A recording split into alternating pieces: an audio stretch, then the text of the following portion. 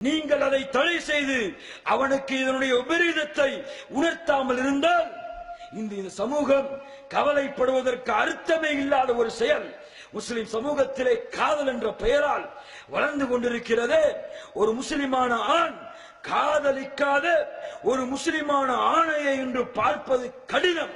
லா இலாஹ இல்லல்லாஹ் சுப்ஹானல்லாஹ். ஹராம் கண்ணியத்துக்குரியவர்கள் லா இலாஹ இல்லல்லாஹ் இல்லா மாஷா அல்லாஹ் இருக்கிறார்கள், அல்லாஹ்வால் பாதுகாக்கப்பட்ட வாலிபர்கள். ஆனால் தங்களுடைய வாழ்க்கையின் நோக்கமாகவே தங்களுடைய வாழ்க்கையின் குறிக்கோளாகவே ஒரு பெண்ணை ஒரு ஆணை ஆக்கி வாழக்கூடிய ஒரு சமூகம் இந்த முஸ்லிம் சமூகத்திலே இருக்கிறது. எவ்வளவு பெரிய கவலைக்குரிய செயல்! ஓடி போகக்கூடிய கலாச்சாரம், அந்நிய மதத்துடைய ஆண்களோடும் அந்நிய மதத்துடைய பெண்களோடும் ஆண்களும் பெண்களும் ஓடி செல்லக்கூடிய கலாச்சாரத்தை பயிற்றுவிப்பது, அதற்கு உதவி செய்வது யார்? உங்கள் வீடுகளிலே ஓடக்கூடிய, உங்கள் வீடுகளிலே இருக்கக்கூடிய இந்த சினிமாக்கள் இல்லையா? இந்த தொலைக்காட்சிகள் இல்லையா? சுப்ஹானல்லாஹ், யோசித்து பாருங்கள். கண்ணியத்துக்குரியவர்களை, இந்த சீர்கேடு ஒழிக்கப்பட வேண்டும். ஒரு முஸ்லிமான ஆண், ஒரு முஸ்லிமான பெண் தன் உள்ளத்திலே உறுதி கொள்ள வேண்டும்.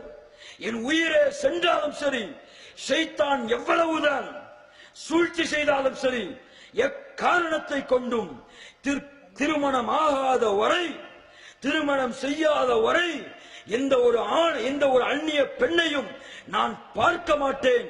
எந்த ஒரு அந்நிய பெண்ணிடத்திலும் நான் பேச மாட்டேன். எந்த ஒரு அந்நிய ஆணையும் பெண்ணையும் பார்த்து ஆணும் பெண்ணும் ரசிக்க மாட்டோம் என்ற ஒரு உறுதியை ஏற்க துணி உள்ள சமுதாயமாக வல்லவா நாம் வாழ்ந்து கொண்டிருக்கிறோம். அல்லாஹ்வால் தடை செய்யப்பட்டது என்று தெரிந்தும் கூட சர்வ சாதாரணமாக இந்த தொடர்புகள் எல்லாம் இருப்பதை பார்க்கிறோமா இல்லையா? என் முஸ்லிமான ஆலிபர்களே, உங்களுக்கு தைரியம் இருக்கிறதா? உங்கள் உள்ளத்திலே வீரம் இருக்கிறதா? உங்கள் உள்ளத்திலே அல்லாஹ்வுடைய மார்க்கத்தை செயல்படுத்தி நாளை மறுமையிலே அல்லாஹ்விடத்திலே சொர்க்கத்தை அடைய வேண்டும் என்ற எண்ணம் இருக்கிறதா? இந்த உறுதியை இந்த நேரத்திலே அல்லாஹ்விற்கு கொடுத்து பாருங்கள். அல்லாஹ் ரப்புல் ஆலமீன் நிச்சயமாக உங்களுக்கு சொர்க்கத்தை கொடுத்து வாக்களிப்பார். அல்லாஹ்வுடைய தூதர் முஹம்மது ஸல்லல்லாஹு அலைஹி வஸல்லம் சொன்னார்கள், யார் தங்களுடைய நாவுகளுக்கு இடையிலே உள்ள, தங்களுடைய இரண்டு உதடுகளுக்கு இடையே உள்ள நாவையும் இரண்டு தொடைகளுக்கு இடையே உள்ள மர்மஸ்தானத்தையும் பாதுகாப்பதற்கு என்னிடத்திலே பொறுப்பு கொடுக்கிறீர்களோ அவர்களுக்கு சொர்க்கத்தை குறித்த பொறுப்பை நான் ஏற்கிறேன் என்று அல்லாஹ்வுடைய தூதர் முஹம்மது ஸல்லல்லாஹு அலைஹி வஸல்லம் சொன்னார்கள். கண்ணியத்துக்குரிய வாலிபர்களே, ஆண்களே, பெண்களே, சுருக்கமாக இந்த செய்தியை உங்களுக்கு நான் சொல்லிக் கொள்கிறேன்.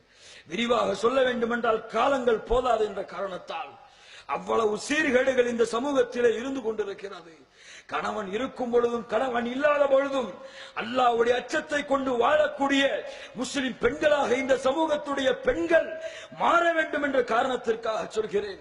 தந்தையுடைய கவனம் இருந்தாலும் உலகத்துடைய கவனம் இருந்தாலும் இல்லை என்றாலும் அல்லாஹ்வால் தடை செய்யப்பட்ட ஹராம் என்று இதை விட்டு விலகக்கூடிய ஆண்களும் பெண்களும் வாலிபர்கள் மத்தியிலே உருவாக வேண்டும் என்ற எண்ணத்திலே எனக்கும் உங்களுக்கும் இந்த செய்தியை சொல்லிக் கொள்கிறேன். கண்ணியத்துக்குரியவர்களே, இது இந்த சமூகத்தில் இருக்கக்கூடிய கலாச்சாரத்திலே மிகப்பெரிய சீர்கேட்டின் கலாச்சாரம். கண்ணியத்துக்குரியவர்களே,